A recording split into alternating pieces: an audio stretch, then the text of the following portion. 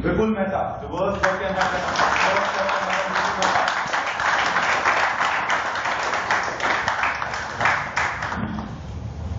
It was the month of May 1995. Summer holidays. I was 8 years old. One evening, I went to a park and I saw a few kids of my age playing football. Now, although I didn't know any one of them, I thought I should join them, ask them if I could play with them. As I took my first step forward, something very bad happened. A series of what-if questions came to my mind. Just like you're standing on one side of the footpath trying to cross the road and a countless number of vehicles come, one by one, one by one. What if they refuse? They'll never let me play with them again. What if I'm not that good? Oh my God, they'll think allowed a total loser to play. What if the world ends before I get there? The result? I sat all alone. Sad, murmuring to myself, what a fool I am. This contest chair, fellow Toastmasters and friends. Have you ever had these what-if questions which simply stopped you from doing something? I myself was never brave enough to take actions on my own until a year after that, when I went with my family to Haridwar to celebrate the festival of Baisakhi by taking a dip in the Ganga river. In the morning, I went with my father to the same spot we used to go every year. And he came to me and said, with pride, "Son, you are 9 years old now. This year, I will not take you to the water. You have to go on your own." I could feel my arms and my feet trembling as I said with fear, "Okay." I took off my clothes, gathered all the strength that I could, and started walking towards the river. As I took my first step into the water, I quickly came back running and said, "Father, the water is too cold and I'm too scared."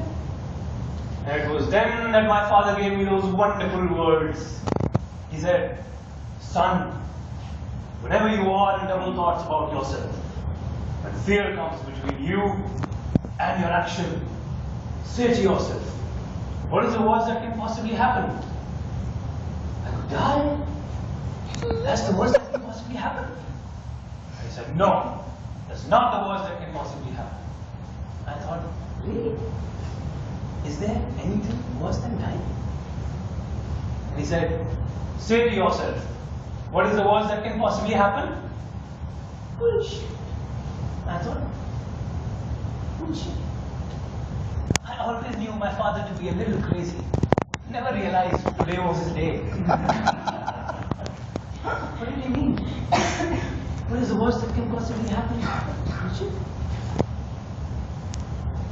I'd almost forgotten about that statement until a few years ago when I went to the same river Ganga with my friends on a river rafting trip this time.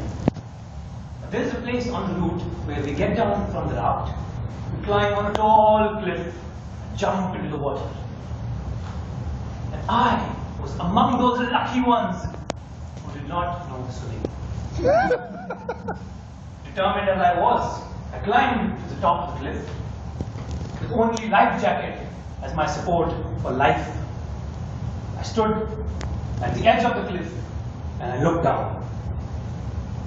Oh my God, this is the end of my life. And then those wonderful words came to me. What is the worst that can possibly happen? Shit. So I jumped. Into the water I went, and slowly I came back to the top. And luckily, the life jacket worked. I was alive. I celebrated my happiness by climbing the same cliff and jumping once again. And this time, it was much less scary. Still then, since then, those words always kept rhyming in me.